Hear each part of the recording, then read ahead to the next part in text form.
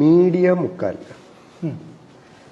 ഇതൊരു ഒരു വംശീയ അധിക്ഷേപമായിട്ടാണ് എനിക്ക് മനസ്സിലായത്. അല്ല, അതിലെന്താ പ്രശ്നം? എന്താണ് അതിനകത്തിലെ വംശീയ അധിക്ഷേപം എന്ന് പറയൂ. അല്ല, അത് എനിക്കങ്ങനെ തോന്നി.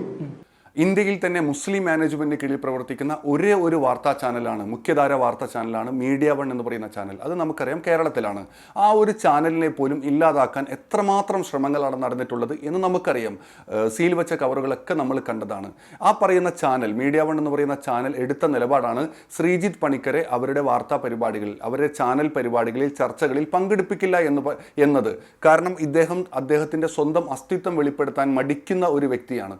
താനൊരു BJP ാണെന്നോ താനൊരു സംഘപരിവാർ പ്രവർത്തകനാണെന്നോ തുറന്നു പറയാനുള്ള ഒരു നട്ടെല്ലില്ലാത്ത ഒരു മനുഷ്യനാണ് ശ്രീജിത്ത് പണിക്കർ എന്ന് പറയുന്നത്.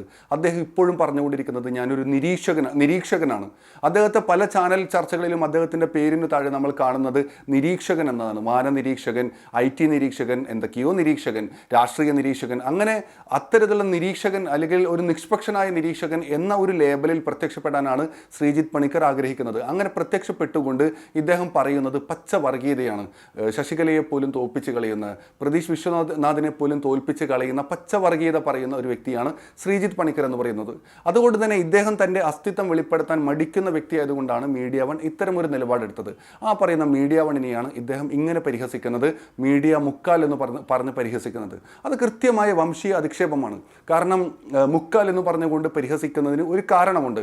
മുസ്ലിങ്ങൾ എന്ന് പറയുന്നത് സുന്നത്ത് കർമ്മം ചെയ്യുന്നവരാണ്, സർക്കംസിഷൻ സർജറി ചെയ്യുന്നവരാണ് മുസ്ലിങ്ങളിലെ പുരുഷന്മാർ എന്ന് പറയുന്നത്, അഥവാ ലിംഗാഗ്ര ചർമ്മം മുറിച്ചു കളയുന്നവരാണ്. അത് ചെയ്യുക എന്ന് പറയുന്നത് ഒരു മതത്തിൻ്റെ ആചാരവുമായി ബന്ധപ്പെട്ട് പള്ളിയിലൊക്കെ നടക്കുന്ന കാര്യമല്ല.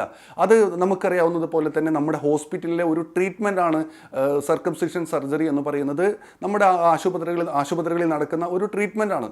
അത് സത്യത്തിൽ മുസ്ലിങ്ങൾക്ക് മാത്രമല്ല, പല രോഗത്തിൻ്റെയും ഭാഗമായിക്കൊണ്ട് പല അമുസ്ലിങ്ങൾക്കും ഇത്തരത്തിലുള്ള സർജറി ചെയ്യുന്നത് നമ്മൾ കാണാറുണ്ട്. ഇപ്പം എൻ്റെ മകനെ ഇത്തരത്തിലുള്ള സർക്കംസിഷൻ സർജറിക്ക് ചെയ്യുന്ന സമയത്ത് അവിടെ ഒരു ക്രിസ്ത്യൻ യുവാവ്, 24 വയസ്സുള്ള ഒരു യുവാവ് ഇത്തരത്തിൽ അദ്ദേഹത്തിന് മൂത്രാശയ രോഗവുമായി ബന്ധപ്പെട്ട് ഇത്തരത്തിലുള്ള സർജറി ചെയ്ത് അവിടെ കിടക്കുന്നുണ്ടായിരുന്നു. അങ്ങനെ എല്ലാ വിഭാഗത്തിലുള്ള ആളുകളും ചെയ്യുന്നതാണ് ഇത്തരത്തിലുള്ള സർജറി. പക്ഷേ ഇതിൻ്റെ പേരിൽ മുസ്ലിങ്ങളെയൊക്കെ ആക്ഷേപിക്കുന്നത് നമ്മൾ കാണാറുണ്ട്, മുക്കാൽ എന്നൊക്കെ വിളിച്ച് ആക്ഷേപിക്കുന്നത്. അതുകൊണ്ട് തന്നെയാണ് ശ്രീജിത്ത് പണിക്കർ മീഡിയ മുക്കാൽ എന്ന് പറഞ്ഞുകൊണ്ട് ഇത്തരത്തിൽ മീഡിയ വൺ ചാനൽ അധിക്ഷേപിക്കുന്നത്. അത് ചോദിക്കുന്ന സമയത്ത് തൻ്റെ അധിക്ഷേപത്തിൽ പോലും, തൻ്റെ ആ ഒരു കൃത്യമായ ആ നിലപാടിൽ പോലും ഉറച്ചു നിൽക്കാൻ ശ്രീജിത്ത് പണിക്കറിന് സാധിക്കുന്നില്ല എന്നത്, ഇദ്ദേഹം ഇത്ര നട്ടലില്ലാത്ത എന്നൊക്കെ പറയുന്ന പേര് ശരിയാണോ എന്ന് എനിക്കറിയില്ല. എന്തായാലും സ്വന്തമായൊരു അസ്തിത്വം, സ്വന്തമായ നിലപാടുകൾ പോലും തുറന്നു പറയാൻ മടിക്കുന്ന ഇത്തരത്തിലുള്ള നിരീക്ഷകർ ഇപ്പോഴും വിചാരിച്ചു വെച്ചിരിക്കുന്നത് ഞാനൊരു നിഷ്പക്ഷനാണ് എന്ന് ജനങ്ങൾ വിശ്വസിക്കുന്നുണ്ട് എന്നാണോ ഇദ്ദേഹം വിചാരിച്ചു വെച്ചിട്ടുള്ളത്? അങ്ങനെ വിചാരിക്കുന്നുവെങ്കിൽ ഇദ്ദേഹത്തിന് മാനസികമായ എന്തോ വൈകല്യമുണ്ട് എന്നാണ് നമ്മൾ അതിൽ നിന്ന് മനസ്സിലാക്കേണ്ടത്. കൈരളി ചാനലിൽ ഇദ്ദേഹം ചർച്ചയ്ക്ക് വന്ന സമയത്ത് ഇദ്ദേഹത്തിൻ്റെ പേരിന് താഴെ ചാനൽ എഴുതി കാണിച്ചത് BJP അനുഭാവി അല്ലെങ്കിൽ BJP പ്രവർത്തകൻ എന്നതാണ് എഴുതി കാണിച്ചത്. ഇദ്ദേഹം അവിടെ വെച്ചുകൊണ്ട് അസ്വസ്ഥപ്പെടുകയാണ്. ആ ചർച്ച നയിച്ചത് ജോൺ ബ്രിട്ടാസ് ആയിരുന്നു. ജോൺ ബ്രിട്ടാസ് ഇദ്ദേഹത്തോട് തുറന്ന് ചോദിക്കുന്നുണ്ട്, നിങ്ങൾ സംസാരിക്കുന്നത് BJPക്ക് വേണ്ടിയിട്ടാണ്, നിങ്ങൾ സംസാരിക്കുന്നത് സംഘപരിവാറിന് വേണ്ടിയിട്ടാണ്, നിങ്ങളൊരു BJP കാരനാണ് എന്ന് പറയാൻ നിങ്ങൾക്ക് എന്താണ് മടിയുള്ളത്? അദ്ദേഹം തന്നെ പറയുന്നുണ്ട്, ഞാനൊരു CPM കാരനാണ്, ഞാനൊരു കമ്മ്യൂണിസ്റ്റുകാരനാണെന്ന് പറയാൻ എനിക്ക് മടിയില്ല. പിന്നെ എന്തിനാണ് താങ്കൾ ഇങ്ങനെ ഈ നാടകം കളിച്ചുകൊണ്ടിരിക്കുന്നത്?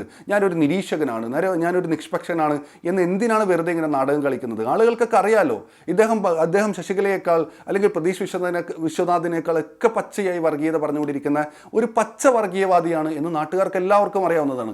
പിന്നെ ആർക്ക് വേണ്ടിയിട്ടാണ് ഈ നിരീക്ഷകൻ അല്ലെങ്കിൽ നിഷ്പക്ഷ നാടകം കളിക്കുന്നത് എന്ന് കൃത്യമായിട്ട് അവിടെ ചോദ്യം ചെയ്തതാണ്. അതുകൊണ്ട് ശ്രീജിത്ത് പണിക്കരോട് പറയാനുള്ളത്, നിങ്ങളുടെ സൂക്കേട് എന്താണ് എന്നത് ഇവിടുത്തെ കേരളത്തിലുള്ള മുഴുവൻ മനുഷ്യന്മാർക്കും അറിയാം. വെറുതെ കിടന്ന് ഇങ്ങനെ നാടകം കളിച്ചതുകൊണ്ട് എന്താണ് കാര്യം? നിങ്ങൾ തന്നെ സ്വയം ലഭ്യരാകുകയാണ് എന്ന് മാത്രം പറഞ്ഞുകൊണ്ട് നിർത്തുകയാണ്. എല്ലാവർക്കും നമസ്കാരം.